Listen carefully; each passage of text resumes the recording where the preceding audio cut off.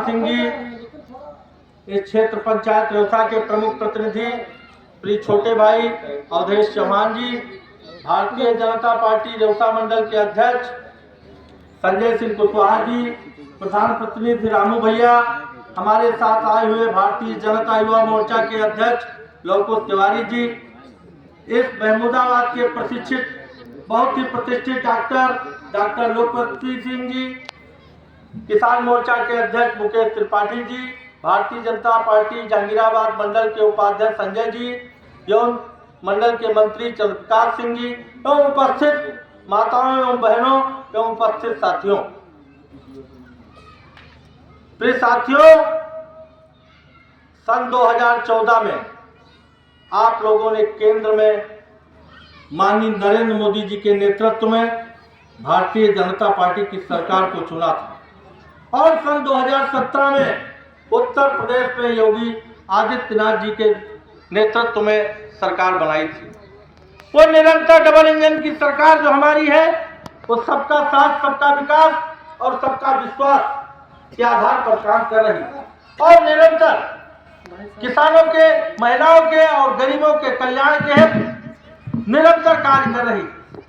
जो भी योजनाएं सरकार ने बनाई है वो गरीबों के, महिलाओं के, किसानों के कल्याण के लिए बनाई है।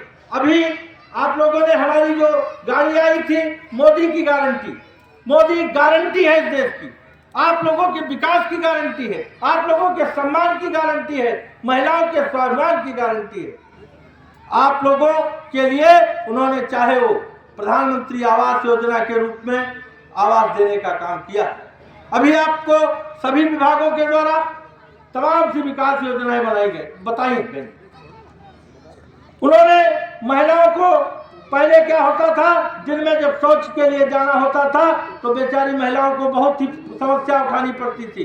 वो दर्द को माननीय प्रधानमंत्री जी ने हमारे समझा और आप लोगों के लिए एक इज्जत घर देने का काम भी किया, जिसमें 12,000 रुपए हमारी सरकार आप लोगों को प्रोत्साहन राशि के रूप में देती है और उसमें कुछ पैसा लगा करके उसमें एक अच्छा शौचालय बनाइए, जिससे कि ये शौच की समस्या, महिलाओं का जो समस्या है वो खत्म हो जाए।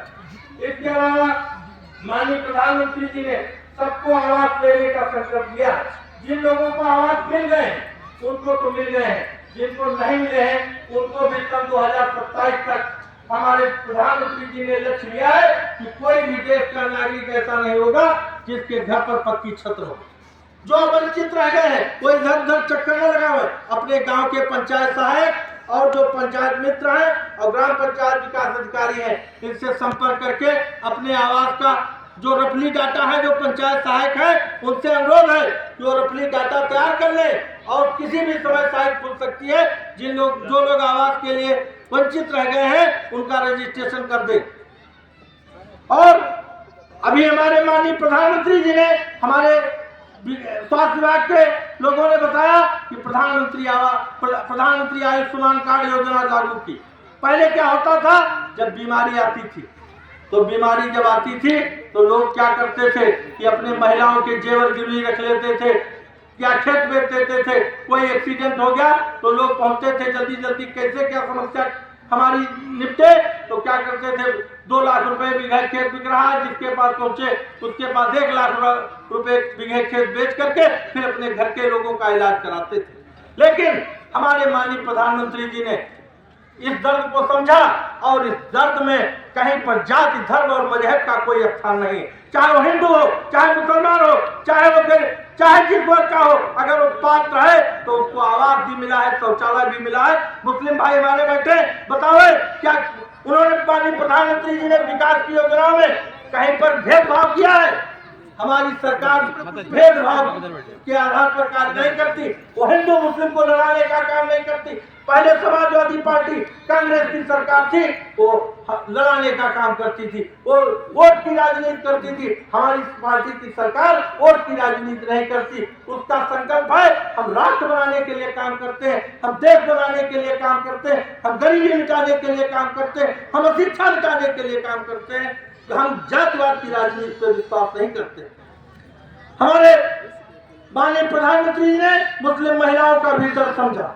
हमारे हिंदू धर्म में क्या होता था, जब शादी होती थी तो शादी के बाद घर में जब डोली जाती थी तो डोली के बाद उस घर से केवल अर्थी निकलती थी। लेकिन माननीय प्रधानमंत्री मुस्लिम बहनों के साथ क्या होता था, एक 3 तलाक जैसे कुप्रथा का सहारा लेकर के उनको जब चाहे बेघर कर दिया जाता था। लेकिन आज हमारे माननीय प्रधानमंत्री जी ने मुस्लिम महिलाओं के दर्द को समझते हुए 3 तलाक पर कठोर कानून बनाने का काम किया। आज कोई भी मुस्लिम बहन को हमारा कोई भी व्यक्ति इस प्रकार से घर से निकालने का, 3 तलाक देने का साहस नहीं कर सकता है। अगर वो ऐसा करता है तो उसके लिए कठोर कानून बनाया गया है और उसके लिए जेल का दरवाजा खुला। हमारी सरकार भ्रष्टाचार मुक्त सरकार है। अभी आप लोगों ने 3-4 दिन पहले अखबारों में समाचार चैनलों के माध्यम से देखा होगा, कांग्रेस के एक सांसद पकड़े गए, उनके घर ईडी और इनकम टैक्स का छापा पड़ा। तो ईडी और इनकम टैक्स के छापे में 393 करोड़ रुपया और 100 किलो सोना और पता नहीं कितनी संपत्तियां पकड़ी गई। लेकिन ये कहां से आया था, क्योंकि कांग्रेस के राज में आप लोगों को मालूम है, कांग्रेस की सरकार के 10 साल में घोटालों की सरकार थी। उसके शासनकाल में अगर घोटालों का नाम करें तो कितने घोटाले हुए। लेकिन अगर कुछ घोटालों को बताओ, कोयला घोटाला हुआ, 2G स्पेक्ट्रम घोटाला हुआ, कॉमनवेल्थ घोटाला हुआ, यूरिया घोटाला हुआ, पेट्रोलियम पंप आवंटन घोटाला हुआ, सांसद खरीद घोटाला हुआ। पर उनके सरकार के जो घोटालों का पैसा था वो कांग्रेसी लोगों के पास जमा है। वो अब सोच लीजिए, जब एक सांसद के घर जा रहा था तो गरीबों का जो टैक्स का पैसा था, हम लोग जो टैक्स देते थे, वो पैसा कहाँ जा रहा था? वो पैसा नहीं कांग्रेसियों की जेब में जा रहा था। आज हमारी जो सरकार है भ्रष्टाचार मुक्त सरकार है। हमारे भी किसी भी केंद्रीय नेतृत्व के, चाहे प्रधानमंत्री हो, चाहे केंद्र का मंत्री हो, चाहे राज्य का मंत्री हो, किसी पर भ्रष्टाचार का कोई आरोप नहीं है। हमारी सरकार स्वच्छ और पारदर्शी सरकार है। आज हम विश्व में हमारे देश का मान सम्मान बढ़ा है। हमारे माननीय प्रधानमंत्री जी का आज विश्व के किसी भी राष्ट्र में जाते हैं तो उनका सम्मान बढ़ता है। जब वो अमेरिका को गए तो अमेरिका के राष्ट्रपति ने उनके साथ मंच साझा किया, एयरपोर्ट पे स्वागत किया और वो हिंदी भूल गए, अंग्रेजी भूल गया और वो हिंदी में बात करने लगा, गुजराती में बात करने लगा। इस प्रकार से हमारे माननीय प्रधानमंत्री जी का विश्व में सम्मान बढ़ा। माननीय प्रधानमंत्री जी जब सऊदी अरब को गए तो वहां के शाह ने कहा कि माननीय प्रधानमंत्री जी, हमारे सऊदी अरब में विश्व की सबसे बड़ी मस्जिद है, आप आइए, मैं जमीन दूंगा और आप इस देश में, हमारे देश में सबसे बड़ा मंदिर बनाने का काम करिए। इस प्रकार से भारत के गौरव को, सम्मान को बढ़ाने का काम हमारे माननीय प्रधानमंत्री जी ने किया। हमारे देश के लोग देश के अस्मिता के लिए, जब पहले कांग्रेस की सरकार थी तो देश में आतंकवाद के नाम पर हिंदू मुस्लिम को लड़ाया जाता था। पाकिस्तान जब चाहे तब देश के अंदर हमला कर देता था। लेकिन आज हमारे देश के अंदर किसी के, विदेशी के हिम्मत नहीं है कि वो हमारे देश पर आंख उठाकर देख सके कि पाकिस्तान को हमने सर्जिकल स्ट्राइक उनके देश में घुस करके सर्जिकल स्ट्राइक के माध्यम से उनको जवाब देने का भी काम हमारी सरकार ने किया। आज हम हर क्षेत्र में आत्मनिर्भर हो रहे हैं। हम अंतरिक्ष के क्षेत्र में चंद्रमा पर पहुंच गए हैं। हम विज्ञान के क्षेत्र में बात करें तो कोरोना का टीका, पहले बीमारी जब आती थी तो हम विश्व पर आश्रित रहते थे, यूरोप में ब्रिटेन कब बनाएगा, अमेरिका कब बनाएगा, जर्मनी कब बनाएगा टीका। लेकिन हमारे देश के माननीय प्रधानमंत्री जी ने के नेतृत्व में हमारे देश के वैज्ञानिकों ने सबसे पहले विश्व में कोरोना का टीका बनाया और उस कोरोना के टीके को आज विश्व के सभी देश मंगाने का काम कर रहे हैं। और हमारे माननीय प्रधानमंत्री जी ने हमारे देश के जो टीका 1,500 रुपए में प्रत्येक नागरिक को लगता, उसको निःशुल्क देने का काम भी हमारी सरकार ने किया है। कोरोना के टाइम जब काम का पहिया बिल्कुल ठप हो गया था तो हमारी माननीय प्रधानमंत्री जी ने कोरोना के समय में डबल राशन देने का भी पात्र कार्ड में काम किया था। इसके अलावा और नगद रुपया भी खातों में देने का काम किया था। अभी उज्ज्वला गैस योजना की बात कर रही थी। उज्ज्वला गैस के योजना के माध्यम से महिलाओं की, जो पहले महिलाएं बीमार हो जाती थी, उनको आंख की बीमारी हो जाती, आंखों से दिखाई नहीं पड़ता था, स्वास्थ्य और दमा जैसी बीमारियां उनको हो जाती थी। उस बीमारी को माननीय प्रधानमंत्री जी क्योंकि स्वयं गरीब घर से पैदा हुए थे तो उन्होंने महिलाओं के दर्द को समझते हुए निःशुल्क सिलेंडर देने का काम किया है। अभी हमारी सरकार ने लक्ष्य लिया है कि हम प्रत्येक उज्ज्वला गैस धारक को साल में 2 सिलेंडर निःशुल्क देने का भी काम करेंगे। और आप लोग केवाईसी करा लीजिए और शायद दिसंबर और अप्रैल महीने में निःशुल्क सिलेंडर भी हमारी सरकार देने जा रही है। हमारे प्रधानमंत्री जी ने लक्ष्य लिया है कि हम सन 2047 तक भारत को विकसित राष्ट्र बनाएंगे। लेकिन विकसित राष्ट्र कैसे बनेगा?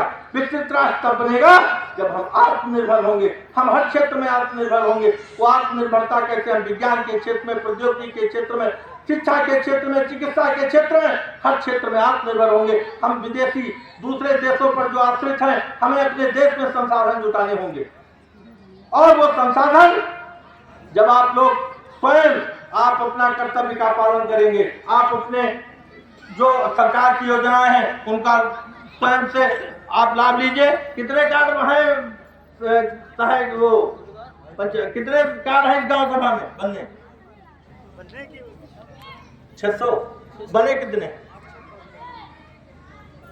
तो 622 कार्ड बनने हैं। 400 कार्ड अभी आपके गांव में बने। बता दीजिए, जब 222 कार्ड आप लोग नहीं बनवा रहे हैं, फिर अगर कोई समस्या होगी तो आप लोग दौड़ेंगे।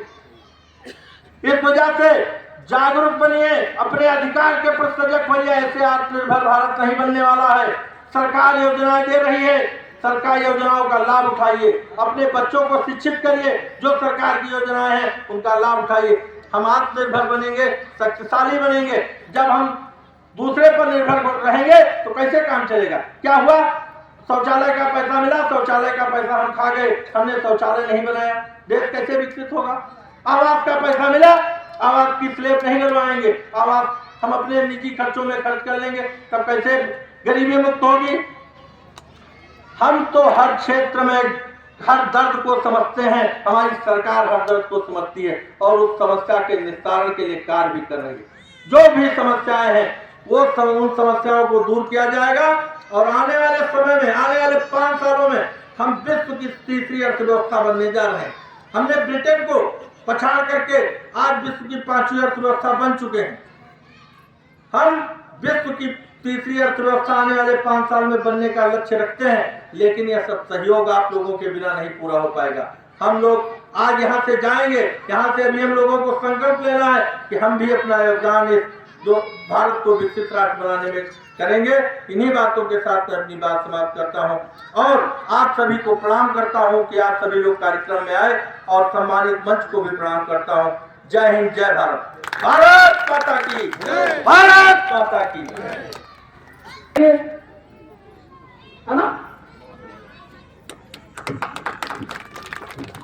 अभी अब हमारे क्षेत्र में बहुत सारी समस्याएं आ रही हैं कि बहुत लोग कहते हैं कि गरीबी के कारण भारत को 2047 तक आत्मनिर्भर और विकसित राष्ट्र बनाने के सपने को साकार करेंगे। गुलामी की मानसिकता को जड़ से उखाड़ फेंकेंगे।